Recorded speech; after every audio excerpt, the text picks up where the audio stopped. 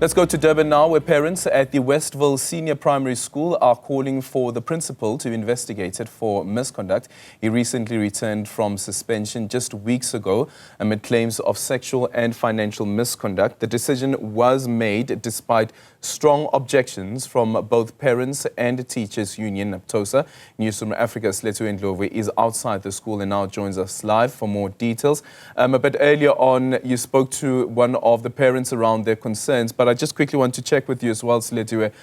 Is learning and teaching continuing while you also have this action that is taking place? Learning and teaching is continuing here, Elgin, but most of the frustrations and concerns that were raised earlier on when we spoke to parents, it seems as if have been raised to the Department of Education for quite a bit of time now, actually even just back in 2023. We understand that at this moment, it seems as if they have not received any information or any comments really from the department regarding if there are actually going to be any further investigations that are actually going to be done.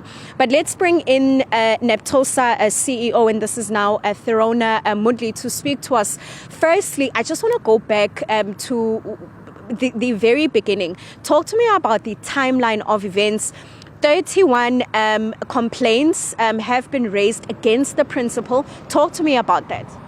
Well, the principal is fairly new, or when he just started at the school, there became certain issues that were raised with the governing body, the principal and the Department of Education.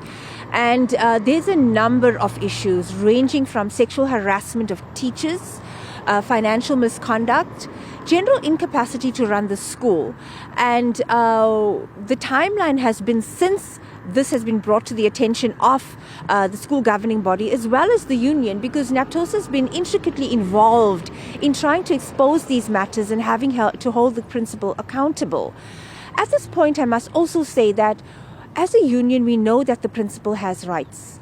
And we are very cognizant of the fact that he has a right to defend himself.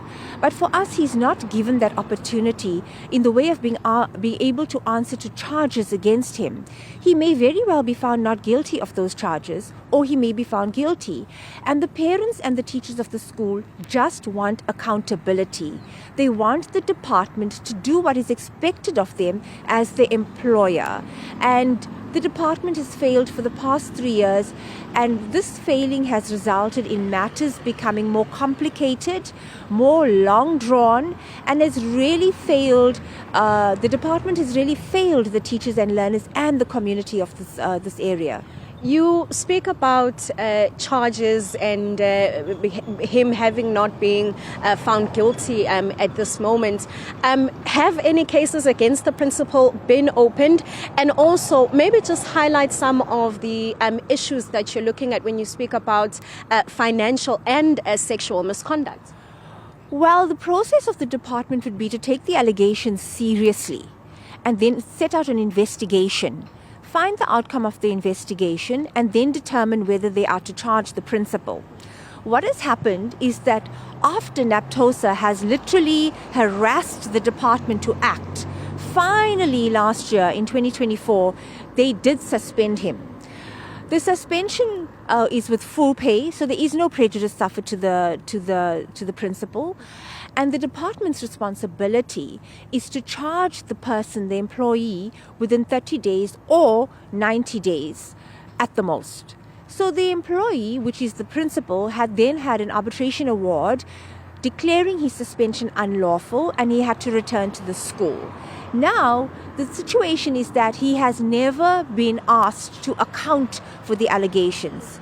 The school governing body has not got sight of an investigation report. There's a lot of hearsay flying around, which is actually misinformation, that the principal has been cleared of all charges. And this is actually mischief making on the part of whomever is spreading these rumors and this hearsay. You can't be cleared of charges unless you've been asked to answer to those charges. So that is where we are at right now. He has returned to the school. The educators at the school, who are almost 100% Naptosa members, are very disillusioned with the way that the department has managed this very complicated process. Thank you so much for speaking to us this morning.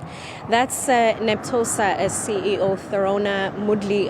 Obviously, from that conversation, Elgin, as you can hear, there's quite a few concerns, quite a few frustrations that have been raised by the union, joined by a number of parents. But at this moment, we are still waiting to get a comment from the Department of Education. But as it stands, Elgin, there's a number of allegations, and it seems as if it's only the department then that can actually clear those allegations.